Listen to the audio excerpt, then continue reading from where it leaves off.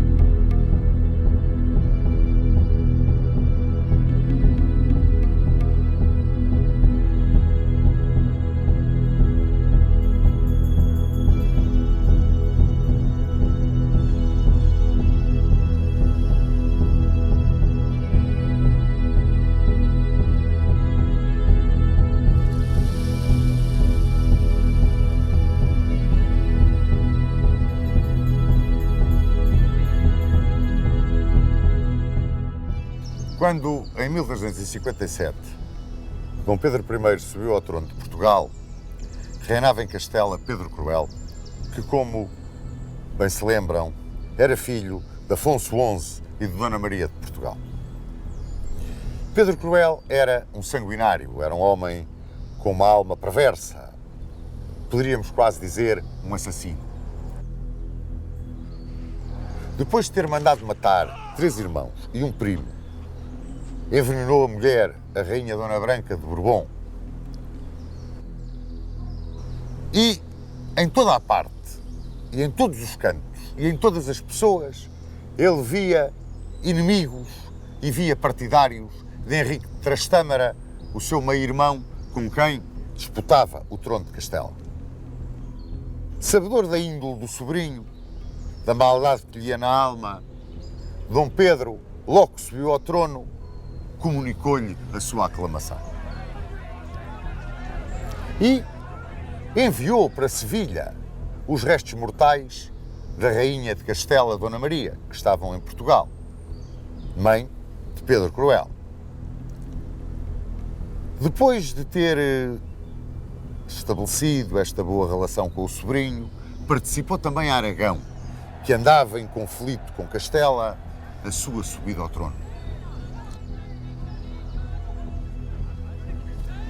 Em 1358, estabeleceu um tratado de paz e cooperação, uma aliança com Castela, que se cimentava pelo casamento de Dom Fernando, o infante de Portugal, com Dona Beatriz, infanta de Castela, e também pelos casamentos dos infantes portugueses filhos de Inês de Castro, Dom João e Dom Dinis, com as infantas castelhanas Dona Constança e Dona Isabel.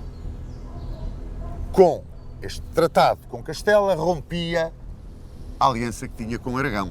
Já vinha datada do tempo de Dom Afonso IV, como se lembra.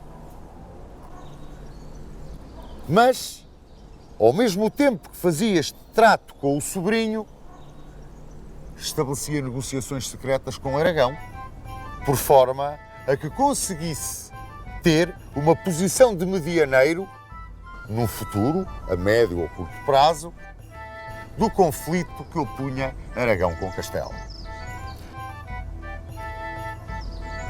Era uma diplomacia um bocado rebuscada, mas, enfim, dava-lhe umas certas vantagens e podemos mesmo dizer que estava bem aconselhado para o fazer. Por volta de 1360, estabeleceu Dom Pedro de Portugal um pacto com Pedro Cruel.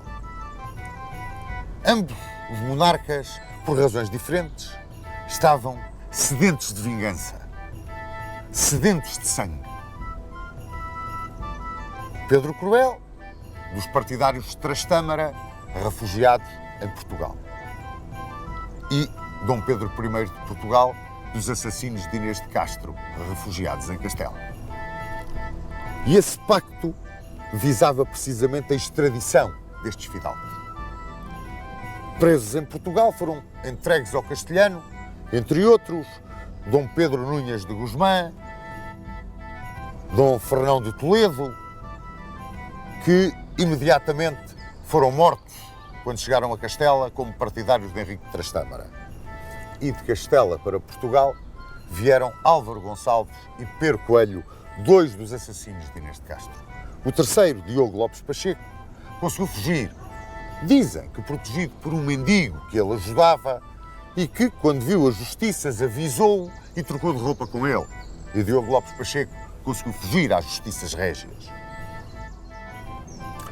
Dom Pedro I foi receber os dois desgraçados que vinham presos de Castela a Santarém. Ele, os algozes, povo a assistir, tudo. Perguntou-lhes porque é que tinham feito aquilo, na sua gaguez quase histérica, quase com um ataque de epilepsia, chicoteou-os, esbofeteou-os, insultou-os, chamou-lhes tudo e mandou-os executar. Pero Coelho chamou-lhe perjuro, porque ele tinha-se comprometido a não perseguir os assassinos de Inês de Castro, porque tinham cumprido a vontade régia. Mas mandou-os executar em Santarém, nessa mesma noite. A Álvaro Gonçalves, que tinha sido meirinho-mor do pai, mandou-lhe arrancar o coração pelas costas e a Pero Coelho o coração pelo peito. E depois, numa enorme pira, mandou queimar os dois cadáveres. Era um horror. Aquela morte foi um horror, a tortura a que ele sujeitou aqueles dois homens. Mas parece que não é verdade a tradição popular, e a mim custa-me a crer que seja verdade, de que ele teria mordido os corações de Álvaro Gonçalves e de Pero Coelho no espumar da sua vingança, do seu gozo. Disso dizem que estava perfeitamente eufórico. Depois destas execuções, e talvez até para justificar o seu horror, ele resolveu proclamar o seu casamento com Inês de Castro. Declarou publicamente que ele tinha casado com Inês de Castro. Esta notícia pouco crédito teve junto da maioria das pessoas. Ele tinha tido 4 anos para o fazer, não o tinha feito em tempo do pai. Havia ali qualquer coisa que não soava bem, mas ninguém era capaz de lhe dizer nada. Tal era a índole daquele homem. Depois de ter declarado formalmente, oficialmente, que se tinha casado com Inês de Castro, mandou construir em Alcobaça 2 túmulos magníficos. Um para Inês de Castro e outro frente a frente com o de Inês de Castro, separados apenas pela nave central, como se vê em Alcobaça, o dele. O de Inês de Castro, maravilhoso, com uma estátua jacente onde se vê toda a beleza daquela mulher, aparece Inês de Castro coroada de rainha. Frente a frente com o dela, ou de Dom Pedro, onde se vê escrito até ao fim do mundo, aparece esculpido todo o drama de Inês de Castro, desde a sua chegada a Portugal até à sua morte aqui em Coimbra.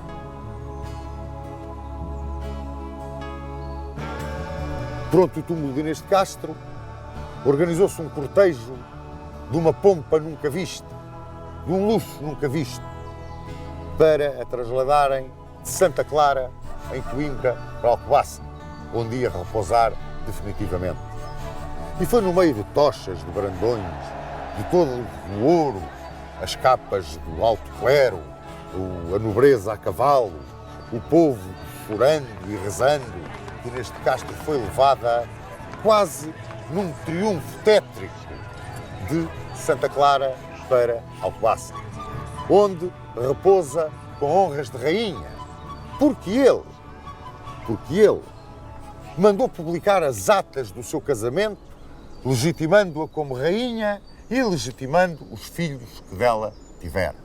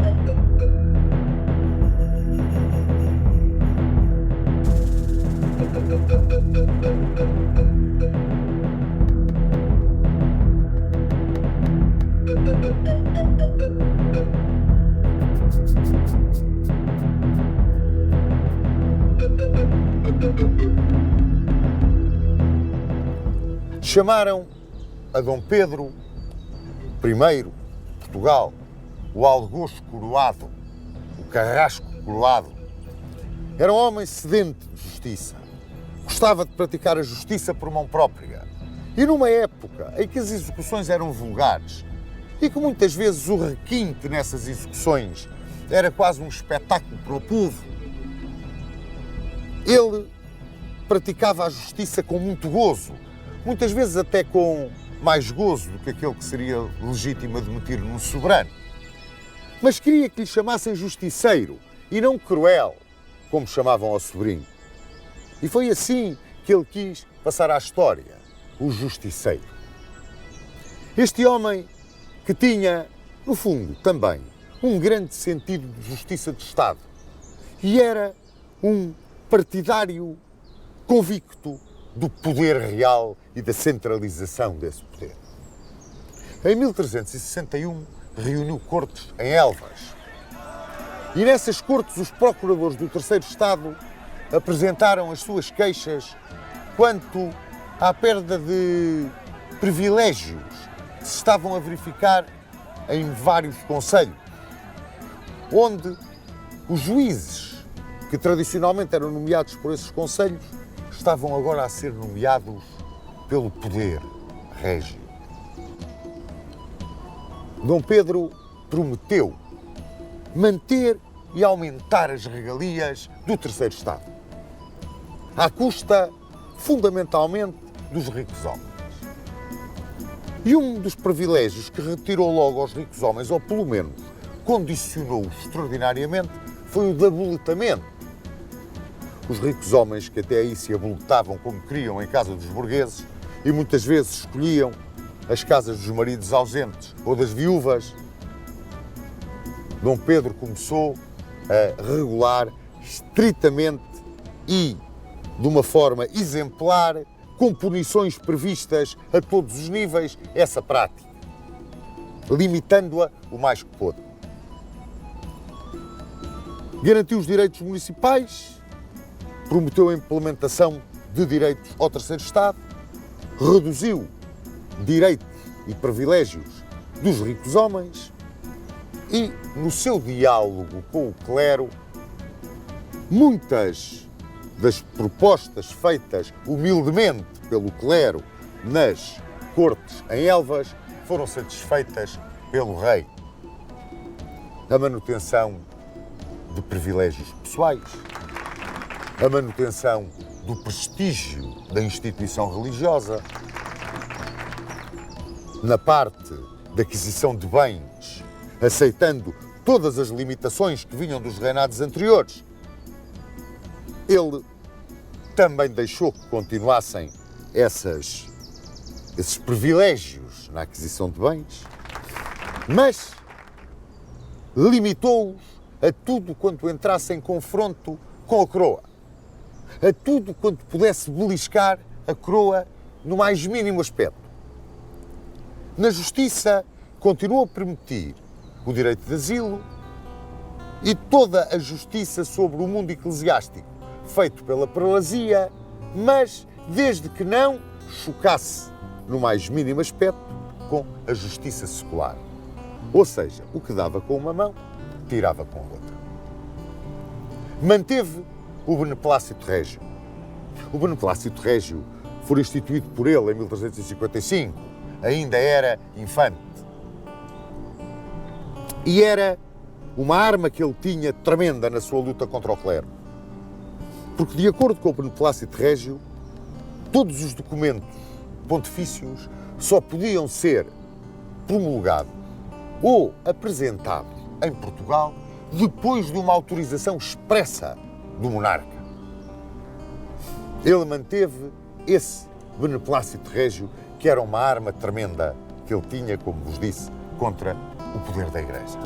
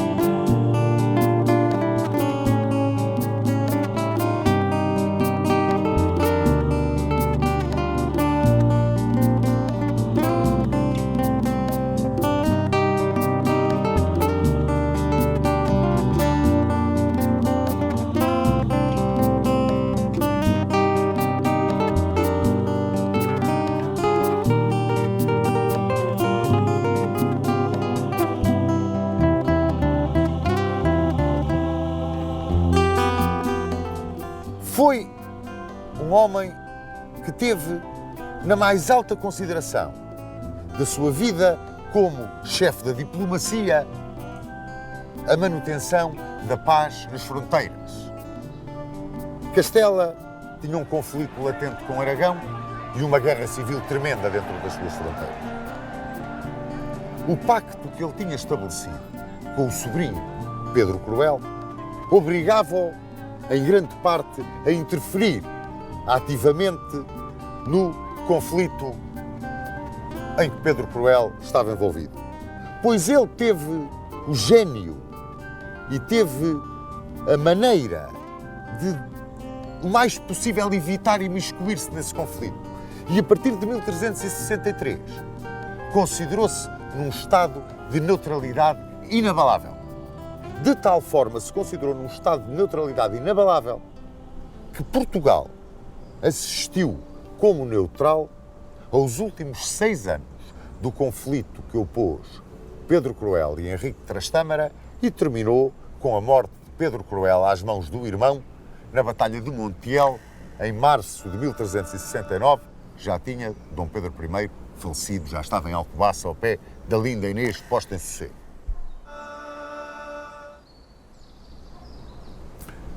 Quando já nada o faria prever, muito embora Dom Pedro fosse um homem que gostava de uma vida garrida, gostava muito de se divertir à noite com o seu povo que o adorava e que ele adorava.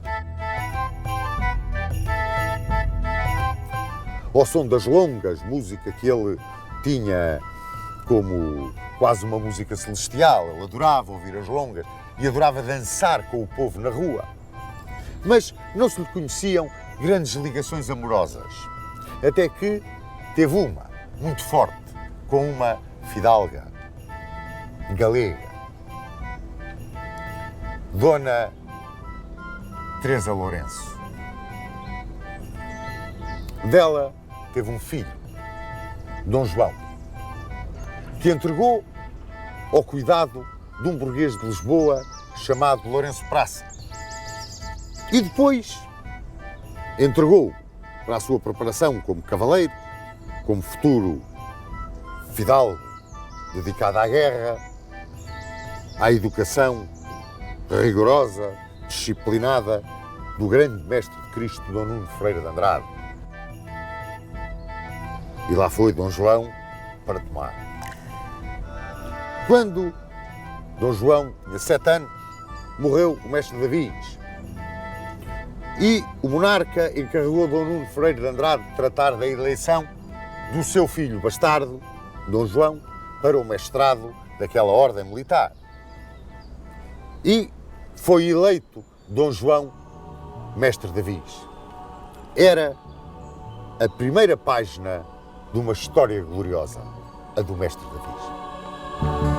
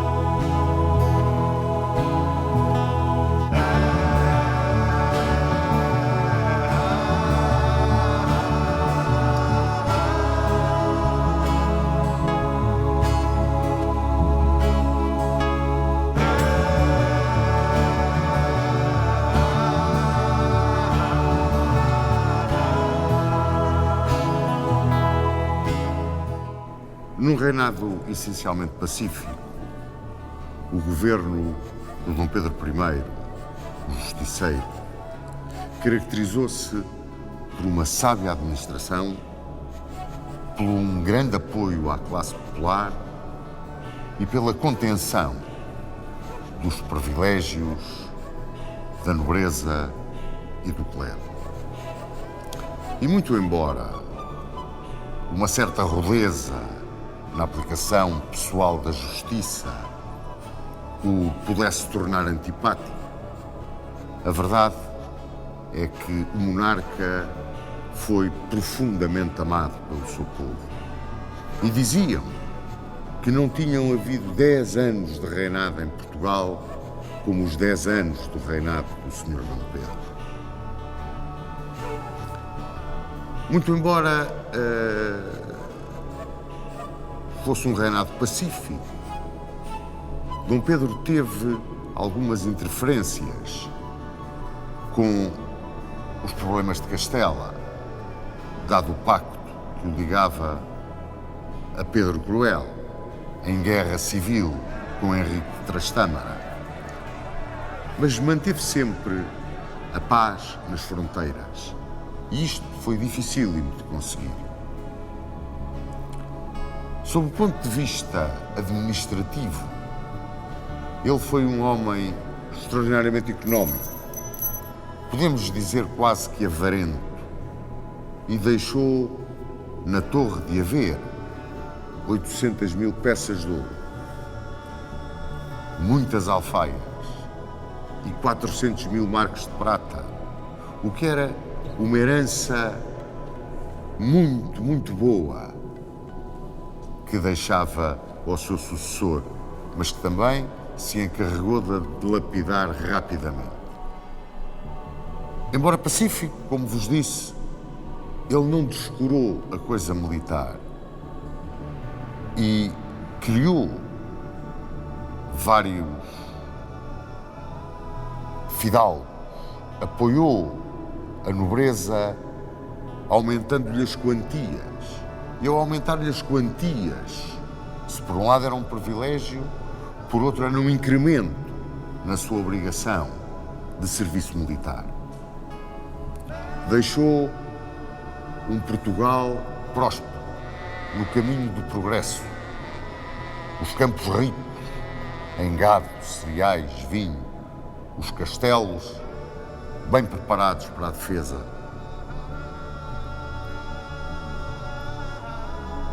Acima de tudo, um grande sentimento de unidade à volta da coroa. Como ponto alto do seu reinado, podemos talvez considerar o beneplácito régio, pelo qual nenhum documento vindo do pontífice podia ser divulgado em Portugal sem uma prévia e expressa autorização do monarca. Teve como herdeiro e sucessor o seu filho Dom Fernando, fruto do casamento com Dona Constança Manuel. Mas teve também Dom João, Dom Dinis e Dona Beatriz, frutos da sua ligação a mais profunda, a mais sentida, a mais sincera com Inês de Castro. Dona Beatriz, inclusivamente, dizem que teria sido objeto de uma grande paixão do seu meio-irmão e futuro rei de Portugal, Dom Fernando. De uma ligação que teve com uma fidalga galega, Teresa Lourenço, teve também Dom Pedro, outro filho. Foi Dom João, mestre de Viz, futuro Dom João I. Em 18 de janeiro de 1367, morreu precocemente em Estremoz o Justiceiro. E por vontade expressa, para aqui foi trazido para Alcobaça, onde repousa frente a frente, com a grande paixão da sua vida, a linda Inês posta em sossego, que está no outro túmulo, do outro lado da igreja. Dizem que, para no momento do juízo final, quando se levantarem, se encontrarem novamente, cara a cara.